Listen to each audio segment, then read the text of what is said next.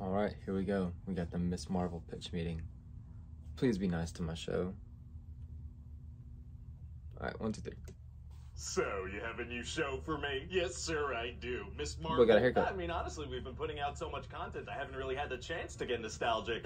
This is a show called Miss Marvel about this 16-year-old Kamala Khan. Oh, and what's her deal? Well, she freaking loves the Avengers, sir, especially Captain Marvel. She has all her merch. Oh, we're even making fictional money off of merch. I like that. Yeah, and so Kamala has this friend Bruno, and it seems like he's got a little crush on her. Aw, teenage love. And she's gonna meet this new kid, Cameron, and it seems like he has a little crush on her. Oh, him too. Okay. And later in the show, she's gonna meet this guy, Kareem, and it seems like he's got a little crush on her. Him as well, also. All right, him too. And she also has this brother, Amir. Oh, no. And he's gonna get married soon. Oh, thank God. So anyway, Kamala really wants to go to this Avengers convention, but her parents are super strict. They don't want her to go. Okay. But she sneaks over to it anyway, dressed like Captain Marvel, and that's where she discovers she has powers. How did she get powers? By putting on this bangle from her grandmother. And getting powers from it. Oh, that was pretty simple. Okay, neat. Yeah, so she ends up saving this girl from something that she herself caused, and now she's a secret superhero. Oh, wow. So anyway, later she's gonna find out that guy Cameron and his mom Najma are part of this group called the Clandestines. And what's her deal? Well, they're from another dimension, and they've been stuck here for like 80 years, and they need Kamala's help to get back. Right. But then Bruno's like, well, that might be dangerous. So Kamala's like, okay, well, I'm gonna take a minute to think about this. Yeah, I mean, that's totally fair. But then Najma hears about that and she goes nuts and they all attack Amir's wedding. They've been waiting for 80 years and they can't wait a couple more days for Kamala to think about it. That's what we're going with. And these people have some little powers of their own, so they're pretty dangerous and they'll straight up kill people. They don't care. Oh no. But then these federal agents from the Department of Damage Control show up and arrest all the bad guys. Jeez, well, I guess they must interrogate all the guests from the wedding too, huh? They do not. So then Kamala's grandmother calls and she's like, hey, listen, you guys gotta come to Karachi right now. So they get on a plane and head over there. So not only do they not interrogate anyone, they let them leave the country as well. Oh yeah, they're comically incompetent, sir. Yeah, sure sounds that way. But they do take the clandestines into custody. Wow, is it gonna be tough for them to break out? Actually, it's gonna be super easy. Barely an inconvenience. Oh, really? Yeah, cause see, they just kinda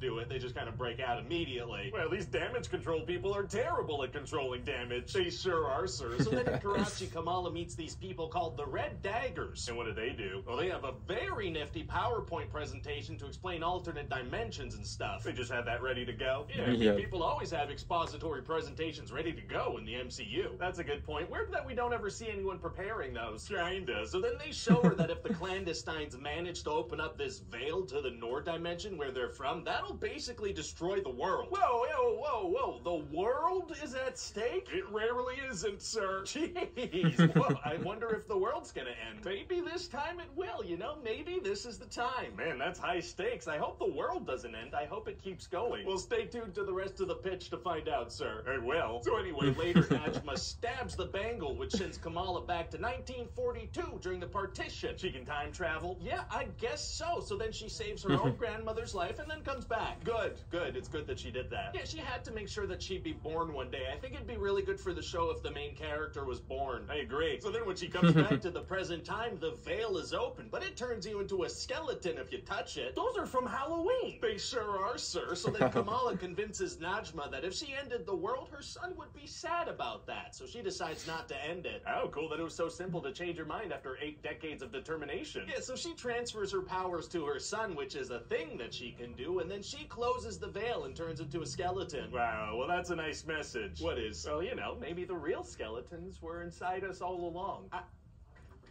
Yeah, that's not technically wrong. Nice. All right. Not technically being wrong is tight. So, okay, so moving on. So then they gotta go back to America because Cameron cannot handle these new powers. Uh-oh. So Kamala's parents give her a cool new costume so she can go save the day and help out. I thought they were super strict and protective. Yeah, but now that she defied them a bunch and did a whole lot of dangerous stuff, they're like, yeah, we can trust you now. What? So all the kids go to their high school, but then damage control shows up. How'd they find them? Well, one of the kids asked that question, but another one's like, it doesn't matter. matter. But how did they, though? Hey, shut up. So now they're outside, and they've got didn't the think of school that. surrounded. Man, well, it's gonna be tough for a group of kids to get out of that situation. Actually, it's gonna be super easy. Barely an inconvenience. Oh, really? Yeah, see, they rig up the school Home Alone style, and they take these guys out with science and with softball launchers. It sounds like it takes super long to set up. Why didn't the agents just go in? Because? So then these agents try to shoot Cameron dead, but Kamala jumps in and saves him. They tried to shoot a kid? They did, yeah. They said they would use non-lethal force and then immediately used lethal force. Yikes. Yep. So then Kamala punches a hole in the ground and he escapes to Pakistan. How deep was that hole? I know, right? No, like, what are you talking about? And then Bruno's gonna tell Kamala that he discovered she has a mutation. That's the word from the other thing. It sure is, sir. And then Kamala swaps places with Captain Marvel. Very exciting and confusing. And so that's about it. What do you think? Oh, it sounds like a lot of fun. Maybe we put this out at the same time as that Obi-Wan Kenobi show we're doing.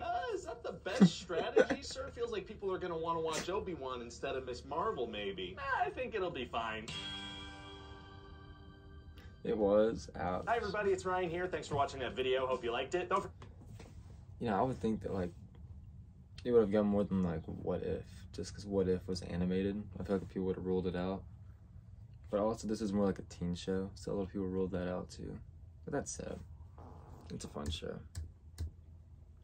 The last episode in particular. Like, the first episode and the last episode are really, really good. That was a fun time. Let me know what you thought about this video in the comment section below. Let me know what you thought about Miss Marvel. Leave a like, subscribe, and I'll see you next time.